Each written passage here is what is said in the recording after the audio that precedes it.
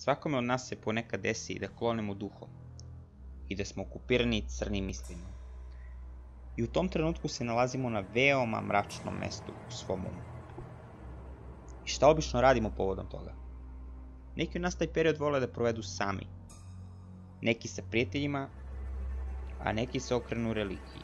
A svaka od ovih odluka koju napravimo bi trebala da ima za cilj da, kao što Feniks ustaje iz pepela, vrati nas nazad jače nego ikad. Ali šta se desi ako napravimo pogrešnu odluku i ako odaberemo religiju koja nas može navesti na put toliko mračan da nas može koštati života?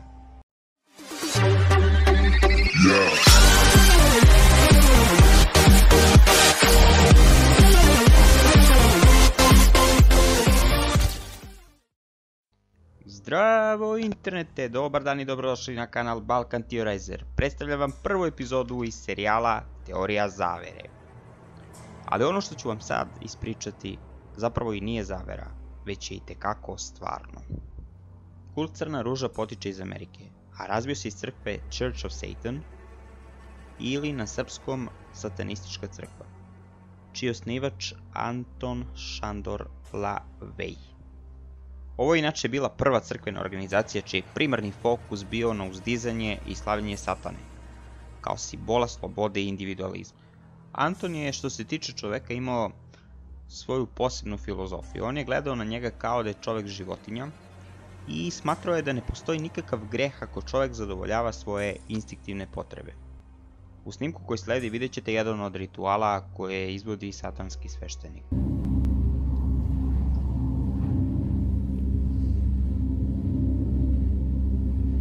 In nomine de nostris Satanas Luciferi excelsi. In the name of Satan, ruler of the earth, king of the world, I command the forces of darkness bestow their infernal power upon us this night. Open wide the gates of hell, and come forth from the abyss to greet us as your brothers, sisters, and friends. Za one koji ne govore engleski, evo pokušat ću da vam prevedem. U ime Sotone, vladara nad zemljom, zapovedam silama tame da nam podare njihovu moć ove noći.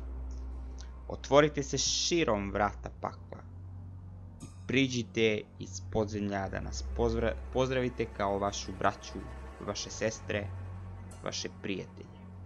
I šta kažete, kako vam se čini? Ne liči ni na jednu hrišćansku misu, zar ne?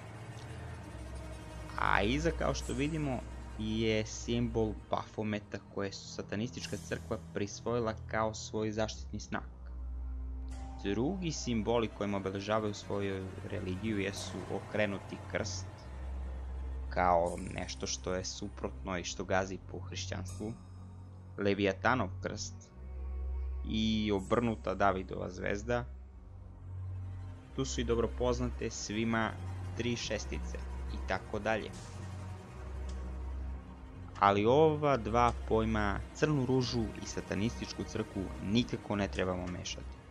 Naime, crna ruža je nešto mnogo gore i mnogo opasnije od satanističke crkve. To je kult koje reči Antona Šandora, u medijima inače poznatijeg kao crnog pape, shvatalo na veoma drugačiji način.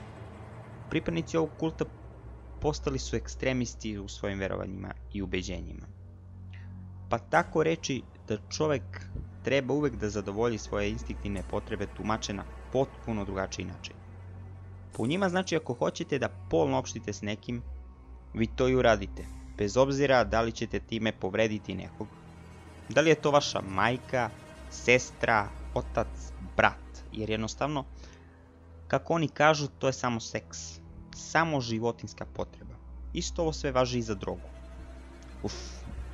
Jezivo, zar ne? A kako uopšte izgleda inicijacija u crnoj ruži? Po onome što su pripadnici ove sekte i ovog kulta pričali kada su se konačno izvukli iz toga, inicijacija izgleda ovako.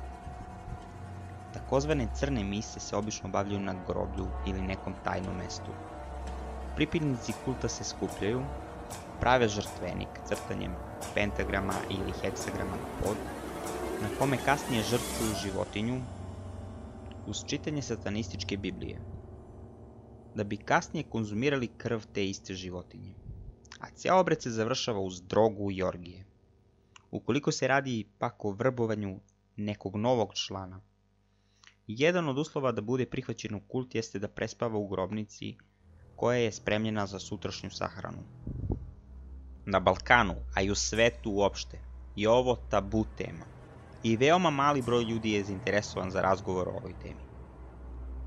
Znaju da je to nešto loše i to je sve. Mislim da bi trebalo podići svest ljudi o ovakvim stvarima, kako bi znali da se čuvaju. Jedini put kada se o tome govori, kada se pomene ova tema, jeste kada je pronađen nečiji leš i kasnije se ispostavi da je izvršio samoubistvo ili da je bio ubijen, a pritom da je bio i član neke sekte. Zašto? Podignimo svest ljudima o ovom problemu. Zašto da dozvolimo da još jedan mlad život bude izgubljen? A što se tiče tih samoubistva, verovali ili ne, odlučuje se bacanjem novčića ili kockice, gde se bira neki od pripadnika na nižem ranku u hijerarhiji da izvrši takozvano samo žrtvovanje. A pojedine članove bi mračne vođe i same uklonila ako im se nađu na putu. A najčešća meta ovih sekti su ljudi koji često su nesrećni, bez samopouzdanja, nezadovoljni su svojim životom, jednostavno su željni pažnje. Zato ne zaboravite, koliko god da vam nešto izgleda crno i koliko god je situacija na izgled bezizlazna, ne padajte u iskušenje, ne dozvolite da vas neko vrbuje. Razmislite u šta se upuštate. Razgovarajte sa nekim koga koliko toliko poznajete i ne zaboravite da volite jedne i druge. Ako vam se svideo video, ostavite subscribe i like. A ako želite da napravim još neki video vezan za ovu temu, pišite u komentarima ispod. A mi se vidimo u narednom videu. Pozdrav!